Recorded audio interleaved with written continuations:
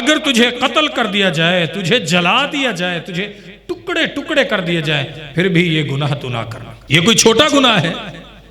اللہ سورۃ التوبہ کے اندر ارشاد فرماتا ہے، قرآن مجید کے اندر کئی مقام پر، اور سورۃ توبہ آیت نمبر 113 کے اندر، وَمَا كَانَ اسْتِغْفَارُ ابراہیم لِأَبِيهِ، ابراہیم علیہ السلام کی زندگی کیسی گزری، کیسے عظیم پیغمبر ہیں۔ الحمدللہ نحمده ونستعینه ونستغفره ونعوذ بالله من شرور انفسنا ومن سیئات اعمالنا،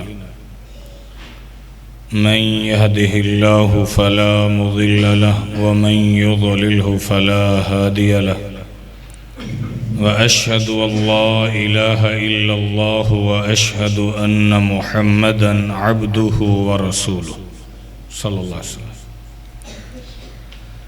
أعوذ بالله من الشيطان الرجيم من همزه ونفخه ونفثه، بسم الله الرحمن الرحيم۔ يا أيها الذين آمنوا اتقوا الله حق تقاته ولا تموتن إلا وأنتم مسلمون۔ يا أيها الناس اتقوا ربكم الذي خلقكم من نفس واحدة وخلق منها زوجها وبث منهما رجالا كثيرا ونساء، واتقوا الله الذي تساءلون به والأرحام إن الله كان عليكم رقيبا۔ يا أيها الذين آمنوا اتقوا الله وقولوا قولا سديدا يصلح لكم أعمالكم ويغفر لكم ذنوبكم، ومن يطع الله ورسوله فقد فاز فوزا عظيما۔ أما بعد، فإن خير الحديث كتاب الله، وخير الهدي هدي محمد صلى الله عليه وآله وسلم، وشر الأمور محدثاتها، وكل محدثة بدعة، وكل بدعة ضلالة، وكل ضلالة في النار۔ قال الله تبارك وتعالى في محكم تنزيله، فليحذر الذين يخالفون عن أمره أن تصيبهم فتنة أو يصيبهم عذاب أليم۔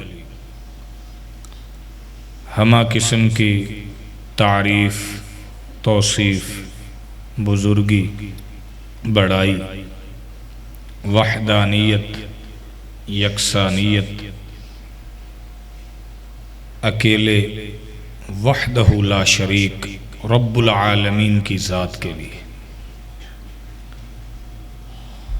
جو ہم سب کا خالق، مالک، رازق، داتا، دستگیر اور پالنہار ہے۔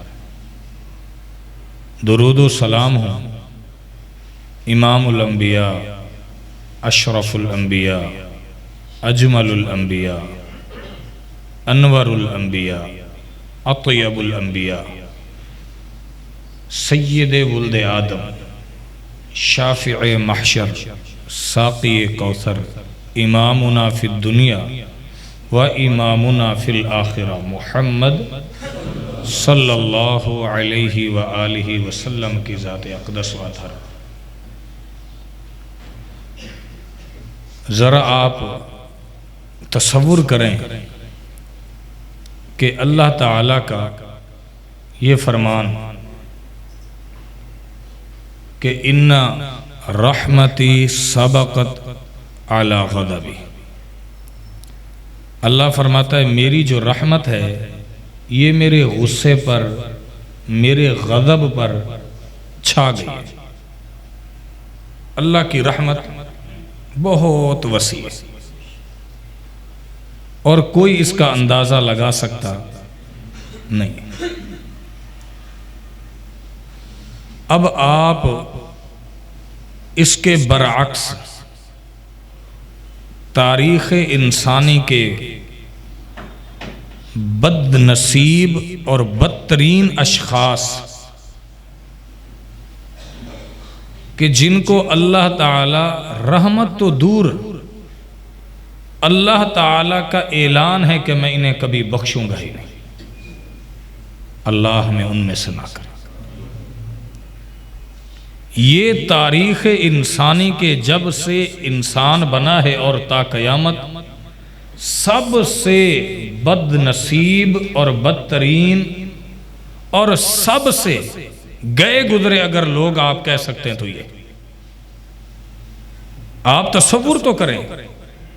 ایک طرف شریعت کہتی ہے کہ ساری زندگی گناہ کیے میرا بندہ میرے سامنے دو آنسو ندامت کے بحال ہے، میں معاف کر دیتا ہوں۔ ایک طرف اعلان ہوتا ہے ساری زندگی کے ظلم کیے صدق کے دل سے توبہ کرے معاف کر دوں گا۔ ایک طرف اعلان ہوتا ہے زندگی جیسی گزری میرے در پہ آ جا، ماتھے کو جبیں کو پیشانی کو جھکا جا، معاف۔ کتنی بڑی بشارتیں ہیں۔ اس کے برعکس کچھ ایسے بد نصیب لوگ ہیں جن کے بارے میں اللہ رب العالمین نے قرآن میں اور پاک پیغمبر محمد صلی اللہ علیہ وسلم نے اپنے فرامین میں وعدے کر دیا کہ اللہ ان کو نہیں بخشے گا۔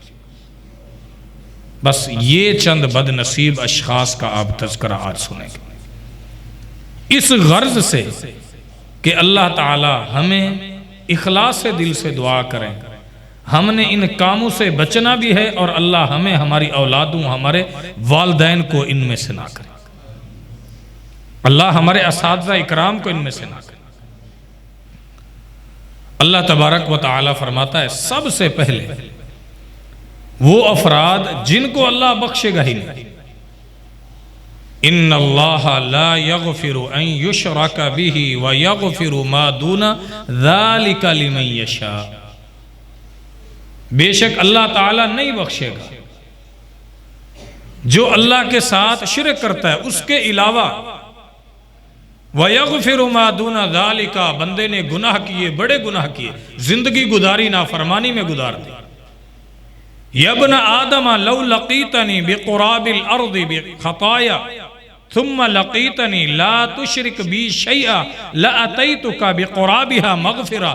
نبی صلی اللہ علیہ وسلم نے فرمایا، اللہ فرماتا ہے، گویا حدیث قدسی ہے، اے ابن آدم حتیٰ کہ تو گناہ کرے، اتنے گناہ کرے، تیری سوچ بہت چھوٹی ہے، اتنے گناہ کرے کہ آسمان زمین سب کچھ یہ تیرے گناہوں سے بھر جائے، پھر ان گناہوں میں تو نے میرے علاوہ کسی اور کو کبھی سجدہ نہ کیا ہو، کسی سے امید نہ لگائی ہو، کسی کے آگے ماتھا جبیں اور پیشانی نہ جھکائی ہو، کسی سے تو نے دعا اور استدعا اور مدد نہ مانگی ہو، میں رب العالمین اتنا غفور الرحیم ہوں، جتنے تو گناہ لے کے آئے گا اس سے زیادہ تجھے رحمت دے کے واپسی تجھے پلس جمع اپنی رحمت کے ساتھ معاف فرما دوں گا۔ معاذ بن جبل کو اللہ کے نبی صلی اللہ علیہ وسلم نے اور دیگر کئی صحابہ کو اللہ کے نبی صلی اللہ علیہ وسلم نے یہ جملہ فرمایا، لا تشرک باللہ وَإِن قُتِلْتَ أَوْ حُرِّقْتَ أَوْ قُطِّعْتَ۔ میرے ساتھیوں، میری امت کے لوگوں اور میرے صحابہ، خبردار، اللہ کے پیغمبر روک رہے ہیں، اللہ کے ساتھ شرک نہ کرنا، اللہ کے علاوہ کسی کو بگڑی بنانے والا نہ مانا، اس کے علاوہ کسی کو غوث پاک یا غوث اعظم کبھی نہ کہنا، اس کے علاوہ کسی سے یہ امید نہ رکھنا کہ یہ تمہیں کوئی فائدہ دے سکتا ہے۔ ہاں، اگر تجھے قتل کر دیا جائے، تجھے جلا دیا جائے، تجھے ٹکڑے ٹکڑے کر دیا جائے، پھر بھی یہ گناہ تو نہ کرنا، یہ کوئی چھوٹا گناہ ہے۔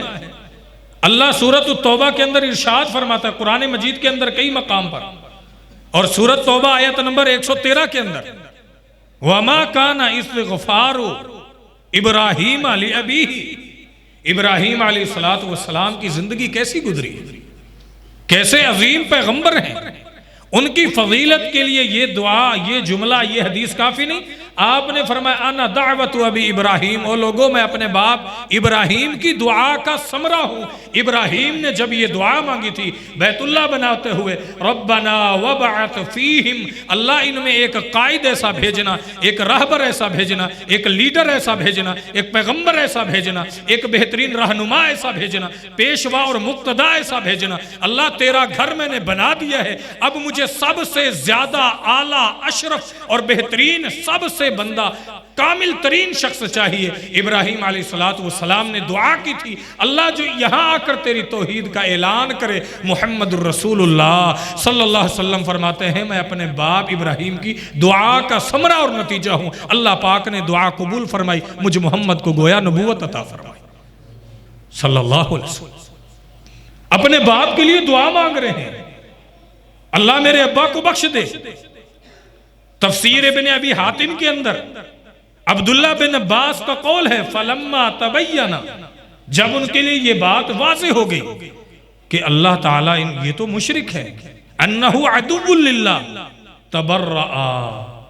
عبداللہ بن عباس کہتے ہیں جب حضرت ابراہیم علیہ السلام کو یہ بات پتہ چل گئی کہ یہ میرا باپ تو اللہ کا دشمن ہے، چاہے میں اللہ کا برگزیدہ پیغمبر ہوں، تبرآ، رک گئے۔ اور اللہ پاک یہی قرآن کے اندر فرماتا ہے فلما تبین انہ عدو للہ تبرآ من۔ ابراہیم علیہ السلام کے متعلق اللہ فرماتا ہے ابراہیم کو اپنے باپ سے بڑی محبت تھی، دعا کرتا تھا۔ ہم نے جب اس کو یہ بات سمجھائی کہ ابراہیم تو یہ بتا، ایک طرف تیرا بابا ہے اور ایک طرف تیرا رب العالمین ہے، ایک طرف تیرا قبیلہ ہے اور ایک طرف تیرا رب ہے، اب وہ تیرا رب جو تیرا باپ ہے وہ تیرے اس رب کی مخالفت کرتا ہے اور اس کی دشمنی میں اتر آیا ہے، اس کے علاوہ کسی اور کو مانتا ہے جس کی تو دعوت دیتا ہے، تیرے پاس ایک چوائس ہے، اپنے رب کو چن لے، باپ کو چن لے۔ ابراہیم علیہ السلام نے کہا ربا یہ کیسے ہو سکتا ہے، اگر میرا باپ تیرا دشمن ہے تبرأ منہ، مانا گویا یہ ہوا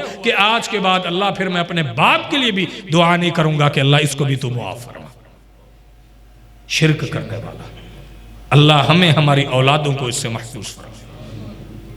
دوسرا، مرتد شخص، یعنی ایمان لے کے پھر دوبارہ شریعت کا منکر ہو جائے۔ مثال کے طور پر مسلمان تھا پھر احمدی مذہب ہو گیا، مسلمان تھا پھر اپنے آپ کو قادیانی کہلانے لگ گیا، یہ دین سے مرتد ہو گیا۔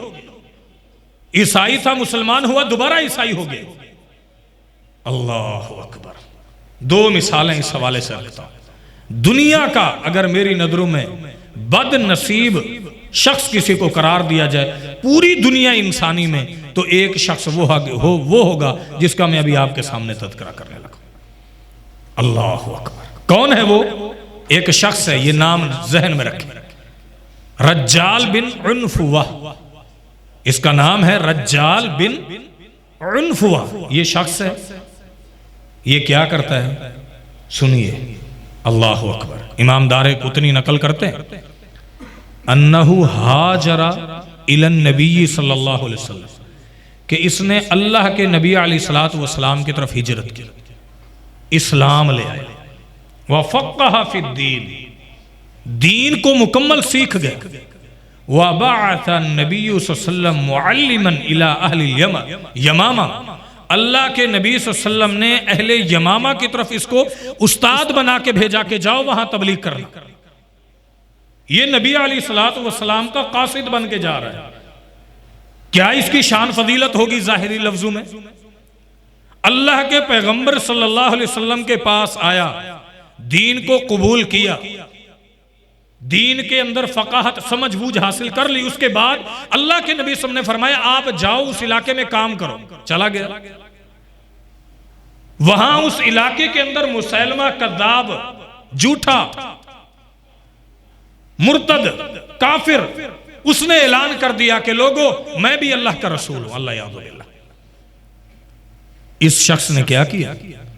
یہ اہل یمامہ کے پاس گیا، اس نے کہا انہو قد سمع رسول اللہ صلی اللہ علیہ وسلم وہو یقول، او لوگو میری بات سنو، یہ جو تم کو مسیلمہ کہتا ہے نا کہ میں اللہ کا رسول ہوں، اللہ یعوذ باللہ، میں نے خود نبی علیہ الصلوۃ والسلام سے سنا، اللہ کے نبی صلی اللہ علیہ وسلم نے یہ فرمایا، اللہ یعوذ باللہ، انہ قد اشرک معی فی الرسالہ. لوگوں، میں نے خود نبی علیہ الصلوۃ والسلام کو یہ فرماتے ہوئے سنا، اس بدبخت نے اللہ کے پیغمبر پر جھوٹ بول دیا کہ میں نے اللہ کے نبی سے سنا تھا، اللہ کے نبی مسیلمہ کے بارے میں یہ کہہ رہے تھے. اس نے یہ اتنا بڑا جھوٹا دعویٰ کر دیا. اہل یمامہ کے لوگوں کو، یمامہ والوں نے یہ سمجھا کہ یہ تو اللہ کے نبی صلی اللہ علیہ وسلم کی طرف سے ہو کے آیا ہے، آپ کے ہاتھ پر بیعت بھی کر کے آیا ہے، اور اللہ کے نبی نے انہیں قاصد بنا کے بھیجا ہے. اگر یہ تصدیق کر رہا ہے تو یہ اس نے اتنا بڑا فتنہ کھڑا کر دیا. مسیلمہ کذاب سے بھی بڑا فتنہ کھڑا ہوا. فصدقوہ واستجابوا لہ. لوگوں نے، یمامہ والوں نے اس کی بات کو مان بھی لیا اور مسیلمہ کی نبوت کو سچا مان پر اس پر ایمان بھی لے آئے، اور یہ ساری زندگی بدبخت یہاں سے منکر ہو کے اس جھوٹے نبی کا امتی بن گیا. اللہ تعالیٰ کی تا قیامت اس پر لعنت اور عذاب ہمیشہ برستا رہے گا. کیسا بد نصیب انسان. استغفر اللہ، کتنا بڑا اس نے ظلم کیا. اور وروی عن ابی ہریرہ رضی اللہ عنہ، ابو ہریرہ کی طرف ایک بات یہ روایت کی گئی، وہ کہتے ہیں کہ انا کننا فی راحت مع النبی صلی اللہ علیہ وسلم، ہم اللہ کے نبی صلی اللہ علیہ وسلم کے ساتھ بیٹھے ہوئے تھے. اللہ کے نبی علیہ السلام نے ایک جملہ ارشاد فرمایا، ان فیکم لرجلا، تم میں ایک ایسا بندہ ہے، ضرسہ مثل احد فی النار، اللہ تعالیٰ اس کی ایک داڑھ کو جہنم کی آگ کے اندر احد پہاڑ کے جتنا برابر کر کے داخل کر دے گا. اللہ تعالیٰ اس بندے کو جہنم میں ڈالے گا. اس کی ایک داڑھ، یعنی جہنم کتنی بڑی ہے، یہ تیرا میرا جسم ڈالا جائے تو منٹ میں یہ بھون جائے. یہ تو کوئی بڑی سزا نہ ہوئی، کیونکہ اس نے ظلم اتنا بڑا کیا تھا. میرے پاک پیغمبر کی ذات گرامی پر جھوٹا دعویٰ کر گیا. اور پھر ابو ہریرہ کہتے ہیں اللہ کے نبی علیہ الصلوۃ والسلام نے جس مجلس میں یہ فرمایا کہ تمہارے اندر ایک ایسا بندہ ہے کہ اللہ اس کی داڑھ کو احد پہاڑ کے جتنا برابر کر دے گا اور اس کو جہنم کے اندر داخل کرے گا، وہ جلتا رہے گا. ابو ہریرہ کہتے ہیں سارے لوگ فوت ہو گئے، پس میں ڈرنے لگا. وَبَاقِيَ الرَّآنَ وَالرَّجَّالِ، میں اور یہ باقی تھے. فَكُنْتُ مُتَخَوِّفًا، میں ڈرتا تھا کہ اللہ کے پیغمبر نے یہ دعویٰ کیا تھا. میں پریشان تھا کہ کہیں میں تو نہیں ہوں. مجھے اپنے خوف کے لالے پڑے ہوئے تھے. مسیلمہ کذاب آیا اور اس نے دعویٰ کیا. یہ بدبخت وہاں گیا اور وَشَهِدَ لَهُ، اس نے اس کی نبوت کو اقرار کر لیا. اور زید بن خطاب نے جنگ یمامہ کے اندر اس کو پھر قتل کیا تھا، اور یہ اپنے جھوٹے نبی مسیلمہ کذاب کے سامنے مرتد تھا اور اسی طرح جہنم واصل ہوا. زید بن خطاب نے اس کا سر قلم کر دیا تھا. کتنا بڑا بد نصیب انسان ہے. اس سے بڑا بد نصیب ہو سکتا؟ دنیا کائنات سسکتی ہے، روتی ہے، آہیں بھرتی ہے. اللہ کے پیغمبر کو دیکھ لیتے، پوری دنیا کے خزانے قدموں میں لا کے رکھ دیتے. اور یہ ایسا کہ اللہ کے پیغمبر کے پاس ایمان لائے. صحیح بخاری کے اندر ایک اور حدیث، عن انس رضی اللہ عنہ ان رجلا نصرانیا اسلم، ایک نصرانی شخص تھا، وہ مسلمان ہو گیا. اس نے اسلام لانے کے بعد حدیث کے لفظ ہے وَقَرَأَ الْبَقْرَةَ وَآلِ عمران، سورۃ البقرہ اور آل عمران کو سیکھ لیا. فَعَادَ نَصْرَانِيًا، دوبارہ وہ نصرانی بن گیا. استغفر اللہ، اس کی قسمت بد نصیب انسان ٹھہرا، دوبارہ مرتد ہو گیا. اور اس نے جا کے عیسائیوں کو کہہ دیا، لوگو لا یدری محمد الا ما کنت کتبت، وہ لوگو محمد صلی اللہ علیہ وسلم کچھ بھی نہیں جانتے ہیں، میں کاتب تھا. اللہ کے نبی کو جو میں لکھ کے دیا کرتا تھا، اللہ کے نبی صلی اللہ علیہ وسلم ویسے بات آگے پھیلا دیتے تھے. اللہ کے نبی کے پاس کوئی فرشتہ، کوئی جبریل، کوئی وحی نہیں آتی تھی. یہ ساری ایسی غلط باتیں کر رہے ہیں. اللہ یعوذ باللہ، میرے پیغمبر کی ذات اور آپ کی بات کا منکر ہو گیا. فلما مات دفنوہ، جب انہوں نے اس کو فوت ہو گیا دفن کر دیا. اللہ پاک نے عبرت کا نشان یہ بنایا، جب اس کو فوت کیا نا تو اگلے دن جب آئے تو زمین نے اس کو قبر پھٹی اور زمین نے اس کو باہر نکال کے پھینک دیا. اللہ نے سزا تو دینی تھی. کہنے لگے ہذا فعل محمد و اصحابہ صلی اللہ علیہ وسلم، صحیح بخاری کے اندر ہے کہ یہ معاملہ اللہ کے نبی صلی اللہ علیہ وسلم اور صحابہ اکرام نے ضد میں کیا ہے کہ انہوں نے ضد اتاری ہوگی کہ انہوں نے یہ کیا، کیوں کیا؟ انہوں نے دوبارہ زمین میں دبا دیا، دوسرے دن پھر آئے۔ اللہ تعالیٰ جب کسی کو ذلیل کرتا ہے اس کو کون عزت دے سکتا ہے؟ دوبارہ پھر اللہ نے انتقام لیا، زمین باہر، تیسرے دن پھر آئے، القو، صحیح بخاری کے اندر الفاظ ہیں، اس کو زمین نے جگانے دی۔ اور ایک الفاظ ایک اور حدیث میں یہ ہے، اللہ کے نبی صلی اللہ علیہ وسلم کے پاس کاتب تھا، وہ اسلام لایا، مرتد ہو گیا، نبی پاک نے فرمایا یہ جو مرتد ہو گیا نا اور یہ دعوے جھوٹے کرتا پھرتا ہے، لن تقبلہ الارض، جب یہ فوت ہوگا میں محمد تم کو صدق نبوت کی دلیل آج یہ دیتا ہوں، ابھی یہ زندہ ہے، جب فوت ہوگا اللہ کی زمین اس کو قبول نہیں کرے گی۔ واقعی وہ فوت ہوا اور اللہ کی زمین نے اس کو باہر پھینکا۔ اللہ ہمیں ان میں سے نہ کرے، اللہ ہمیں ان میں سے نہ کرے۔ بڑی بد نصیبی کی بات۔ اس کے بعد کچھ ایسے، ہاں یہ تو آپ کہہ سکتے ہیں، آپ کے ذہن میں ایک سوال ابھرے گا کہ اچھا ہم دین سے تو مرتد نہیں ہوئے، پھر تو ہم ان میں سے نہیں ہوں گے نا جن کو اللہ جہنم میں ڈالے گا۔ آئیے ذرا اپنی گربان میں جھانکتے ہیں، کچھ ایسی چیزیں ذکر کر رہا ہوں جن کا تعلق میرے بھائیوں یہاں بیٹھنے والوں میرے اور آپ کے ساتھ جس کا تعلق ہے، اور ہم اس کو کوئی گناہ سمجھتے ہی نہیں ہیں۔ نبی علیہ السلام کی صحیح بخاری کے اندر پہلی حدیث کتاب الادب کے اندر نبی علیہ السلام نے فرمایا لا يدخل الجنت قاطع، اور ایک الفاظ ہے لا يدخل الجنت قطات، ایک اور الفاظ ہے کہ جو بندہ قطع رحمی کرتا ہے، رشتہ داری کو توڑ دیتا ہے، رشتوں کی پرواہ ہی نہیں کرتا ہے، اللہ ایسے شخص کو بھی جنت میں داخل نہیں کرے گا۔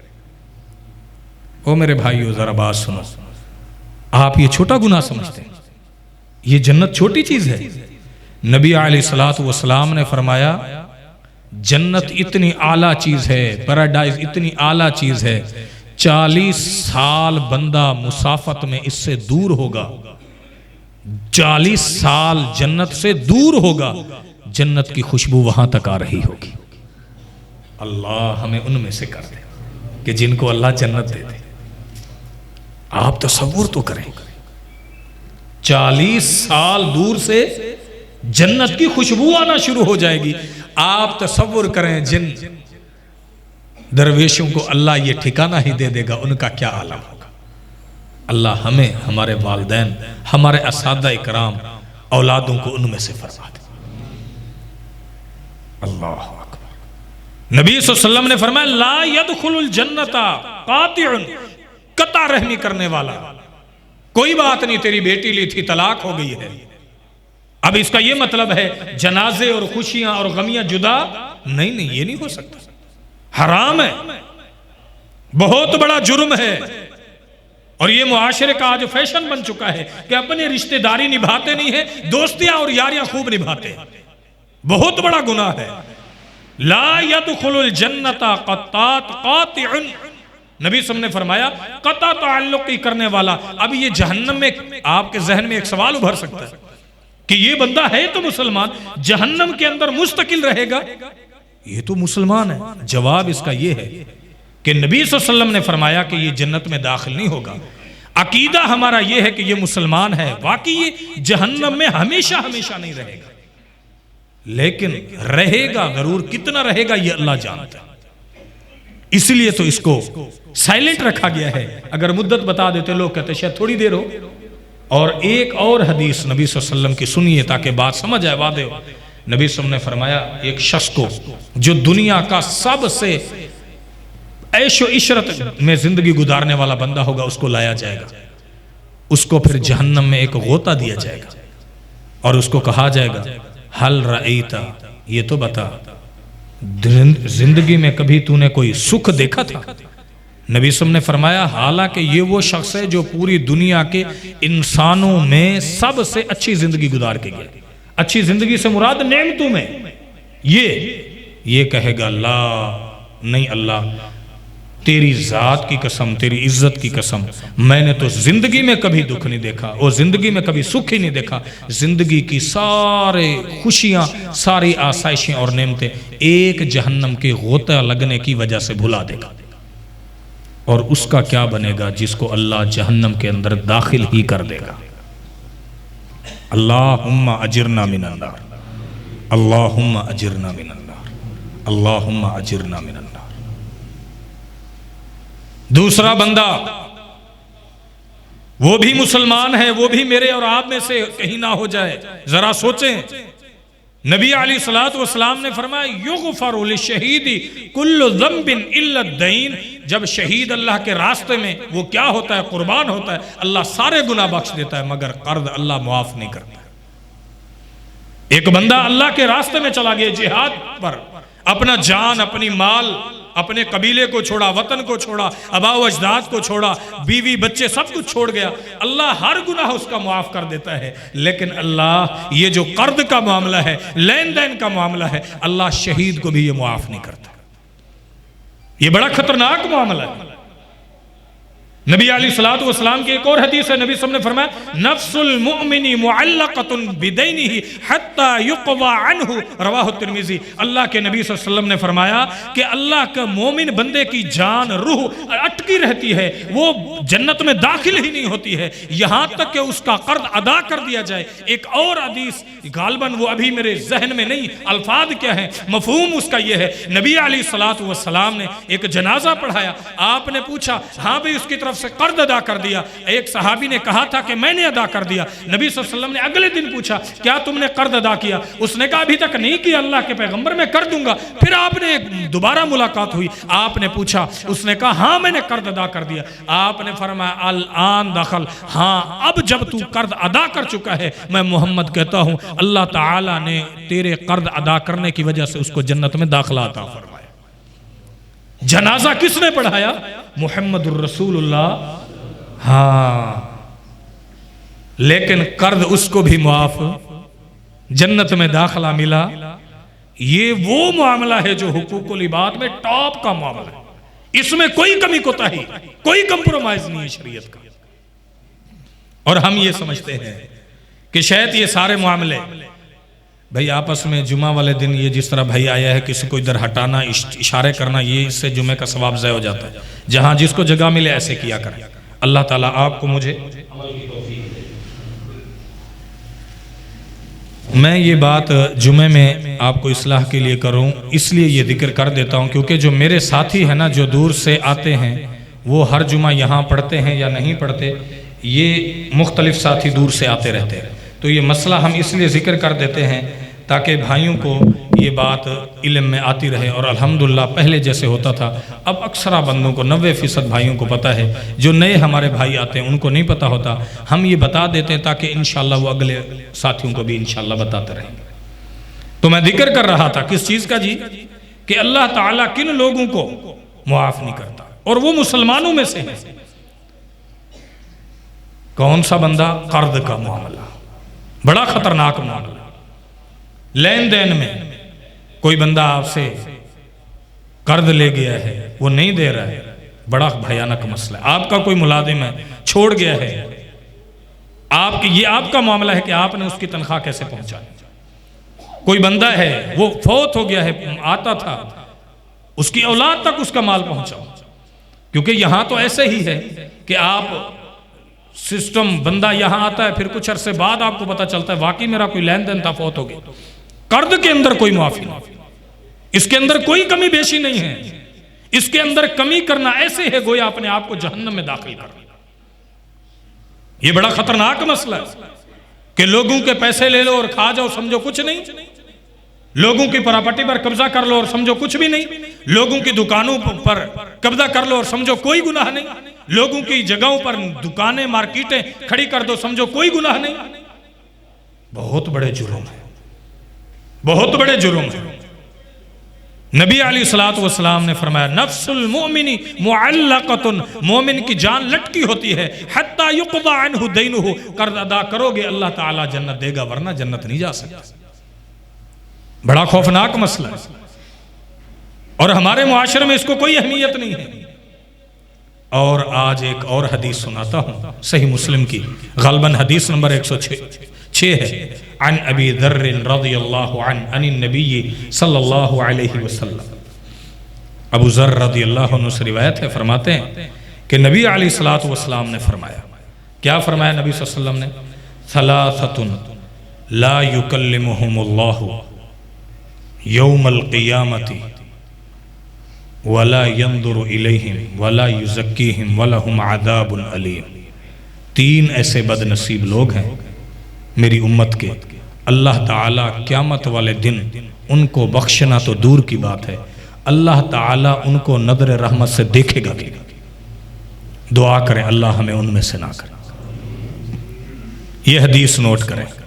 یہ جو میرے نوجوان بھائی بیٹھے ہیں، جو میرے بھائی بزرگ بیٹھے ہیں، جو اس کو گناہ سمجھتے ہی نہیں، اللہ اکبر، جو گناہ سمجھتے ہی نہیں. ابو ذر کہتے ہیں اللہ کے نبی صلی اللہ علیہ وسلم نے 3 مرتبہ یہ جملہ ارشاد فرمایا کہ ان کے لیے دردناک عذاب ہے، اللہ ان سے بات نہیں کرے گا، اللہ ان کو دیکھے گا نہیں. اور پھر دوبارہ یہی ارشاد فرمایا کہ اللہ ان کو دردناک عذاب دے گا، نہ اللہ ان کو دیکھے گا، نہ اللہ ان سے بات کرے گا. قیامت والے دن خوفناک منظر ہوگا. ابو ذر کہتے ہیں خوابوا و خاسروا، اللہ کے پیغمبر وہ تو نقصان میں گئے، خسارے میں گئے. وہ کون لوگ ہیں؟ نبی علیہ الصلوۃ والسلام نے فرمایا المسبل ادارہ، یا المسبل جو بندہ اپنی شلوار، اپنی لنگی، اپنی دھوتی، اپنی پینٹ کو ٹخنے سے نیچے رکھتا ہے. یہ جو آج فیشن ہے، نوجوان مسجد میں آتے ہیں اور پینٹ کو فولڈ کرتے ہیں نماز کے لیے، نماز کے بعد دوبارہ دے نیچے مارتے ہیں اور کہتے ہیں یہ تو ہمارا ایک فیشن ہے. اللہ کے نبی صلی اللہ علیہ وسلم نے فرمایا یہ اتنا بڑا گناہ ہے کیونکہ حدیث میں اس کو تکبر قرار دیا گیا ہے. نبی علیہ الصلوۃ والسلام نے فرمایا المسبل ادارہ، جو بندہ شلوار کو ٹخنے سے نیچے لٹکاتا ہے. ایک اور صحیح بخاری کے اندر حدیث ہے، اللہ کے نبی علیہ الصلوۃ والسلام نے فرمایا کہ ایک شخص کپڑے پہنے ہوئے جا رہا تھا، اتراتا ہوا جا رہا تھا، گویا شلوار مسند احمد بن حنبل کے اندر ہے، ٹخنے سے نیچے ہو، یہ تکبر ہے. اور نبی علیہ الصلوۃ والسلام نے فرمایا، صحیح بخاری مسند احمد بن حنبل کے بھی اندر ہے، صحیح حدیث ہے، حدیث قدسی ہے، نبی علیہ الصلوۃ والسلام نے فرمایا اللہ تعالیٰ قیامت والے دن گویا اس کے ساتھ یہ منظر وہ قائم ہو جائے گا. اللہ فرماتا ہے الکبریاء ردائی والعظمت ازاری فمن نازعنی واحدا منہما ادخلتہ فی النار. یہ تکبر اور بڑائی میرے 2 لباس ہیں، جس میرے بندے نے میری چادر کو اتارنے کی کوشش کی میں رب اس کو جہنم کے اندر داخل کر دوں گا. یہ بہت بڑا گناہ ہے جسے آج کالج یونیورسٹیوں کے یہ میرے جو بھائی نوجوان 20 سال 25 سال 30 سالہ بیٹھے ہیں نا، یہ گناہ ہی نہیں سمجھتے ہیں. بڑے ہوں یا چھوٹے ہوں، شلوار مسجد میں آتے ہیں، فولڈ کر لیتے ہیں اور اس کے بعد جناب ایک دوسرے کو تانے دیتے ہیں کہ جناب تو کوئی کھالا لنگ کے آ رہے ہیں، اتنی تیری شلوار گھٹیں تو ہوتے. بہت بڑا گناہ ہے شریعت میں. ابو ذر رضی اللہ عنہ بیان کرتے ہیں اللہ کے نبی نے فرمایا، اور حدیث بھی صحیح ترین ہے. کیوں میرے بھائیو اس حدیث پر عمل کرو گے؟ یہ اصل بات ہے. اچھا دیکھو اللہ تعالیٰ دلوں کو جانتا ہے، دلوں کو میرا رب جانتا ہے. صدق کے دل سے نیت کرو کہ انشاءاللہ اس حدیث پر عمل کریں گے. اچھا دیکھو کہنے والے بھی بہت تھوڑے ہیں، لگتا ہے ابھی بھی ان کو شک ہے. دوسری بات والمنان، وہ جو کسی کو مشکل میں کام آ جائے پھر اس کو تانا دے کہ میں تیرے کام آیا تھا. عربی کا ایک شاعر کہتا ہے جراحات السنان لہا التیام ولا یلتام ما جرح اللسان. تیر تلوار کا جو زخم ہوتا ہے نا وہ مرہم کے ذریعے بھر جاتا ہے، زبان کا زخم کبھی بھی نہیں بھرتا ہے. یہ جو تانے ہوتے ہیں نا یہ بندوں کو مار دیتے ہیں. اور یہ میری بات نہیں، نبی صلی اللہ علیہ وسلم نے ایک مرتبہ حسان بن ثابت کو کہا احج المشرکین، تو ان کی حجو بیان کر، یعنی ان کی مذمت بیان کر، تیرا ایک ایک شعر ان کو تیر لگنے سے بھی زیادہ اثر کرتا ہے. ہاں یہ جو ہمارے معاشرے میں ہے نا، کبھی کسی کے ساتھ کوئی نیکی کی اور پھر اس کو احسان جتلایا، کبھی کسی کے مشکل میں کام آ گئے پھر اس کو مستقل بلیک میل کرتے رہے. شریعت کہتی ہے صبر کرو، یہ دنیا گزر جائے گی، آگے اللہ کے سامنے بھی ایک عدالت لگے گی. تیسرا وہ خالص آپ کے ساتھ تعلق ہے، آپ تاجروں کے ساتھ، اس میں تاجر کے علاوہ کوئی اور ہے ہی نہیں، وہ دکاندار ہی بندہ ہے. والمنفق سلعته بالحلف الكاذب، جھوٹی قسم کے ذریعے، جھوٹے وعدے کے ذریعے، جھوٹے طریقے سے اپنے مال کو بیچتا ہے. اللہ تعالیٰ ایسے بندے کو بھی دردناک عذاب دے گا. اللہ ہمیں ان میں سے نہ کرے. بڑا ہی خطرناک بھیانک انجام ہے میرے بھائی. ابو ذر فرماتے ہیں یہ اللہ کے نبی صلی اللہ علیہ وسلم نے ایک بار نہیں، دو بار نہیں، 3 بار ارشاد فرمایا. 3 بار آپ نے ارشاد فرمایا. اور پھر آپ نے فرمایا اللہ کے پیغمبر کون؟ فرمایا یہ وہ بندے ہیں جو اپنے کپڑوں کو ٹخنوں سے نیچے، گویا شلوار کو ٹخنے سے نیچے لٹکاتے. المسبل، لٹکانے والا، احسان جتلانے والا. اور تیسرا بندہ جھوٹی قسم سے اپنے سودے کو بیچنے والا. مال 10 سال پہلے آیا، 5 سال پہلے آیا. یہ جو جھوٹے وعدے معاہدے ہوتے ہیں، کینٹینر آیا ہے باہر سے، اس کو ادھر آپ انٹری کروانی ہے، مال 1 کروڑ کا لکھوا رہے ہیں 25 لاکھ. جھوٹ ہے. کھاؤ عیش کرو. یہ تو قیامت والے دن، پھر جس دن راز کھلیں گے اس دن پتا چلے گا. مال کنٹینر میں آیا 2 کروڑ کا، لکھواتے ہیں جی 50 لاکھ کا، تاکہ وہ جو ٹیکس پہ ہے نا وہ ہمارا کم ہو جائے، کیونکہ ہم بڑے سمجھدار ہیں. ہاں، یہ سمجھداری قیامت والے دن حساب دینا ہوگا. مال کتنے کا آیا ہے، آگے انٹری کچھ کروا دی، انلیگل طریقے سے مال منگوا رہے ہیں، اور کوئی بات نہیں، ٹھیک ہے جی یہ بالکل خالص ہے. اللہ فرماتا ہے اپنے مال کو، تجارت کو جھوٹے ذریعے سے جو ہیر پھیر کرتا ہے نا، یہ بڑا خوفناک منظر ہے. اللہ تعالیٰ ایسے بندے کو معاف نہیں فرماتا. بد نصیب ہیں وہ شخص. اور ایک اور شخص نبی علیہ الصلوۃ والسلام نے فرمایا وَمَنْ قَتَلَ مُؤْمِنًا مُتَعَمِّدًا، جو شخص کسی مومن کو جان بوجھ کے قتل کر دے. یہ آج کل ہے نا، شوٹر اپنے رکھے ہوتے ہیں، اپنی ایک تنظیم بنا لی، ایک جماعت بنا لی، جو بندہ سامنے نظر آیا قتل کروا دے. استغفر اللہ. بہت بڑا گناہ ہے.